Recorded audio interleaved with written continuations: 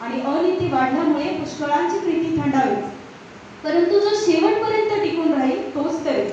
सर्व राष्ट्रां साक्षीसाठी म्हणून राज्याची ही सुवार्ता सर्व जगात गाजवली जाईल तेव्हा शेवट होईल.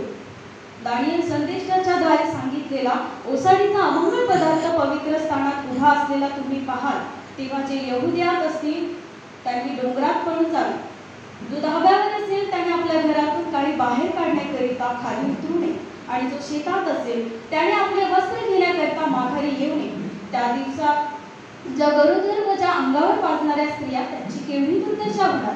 तुमचे पलायन हिवाळ्यात किंवा शपा दिवशी होऊ नये म्हणून प्रार्थना करा, कारण जगाच्या प्रारंभापासून आतापर्यंत आले नाही व ह्यापुढे कधीही येणार नाही असे मोठे संकट त्या काळी येईल. आणि हे दिवस कमी केले नसते तर कोणाही मनुष्याचा निभाव लागला नसता, परंतु निवडलेल्यांकरिता ते कमी केले जातील. त्यावेळेस जर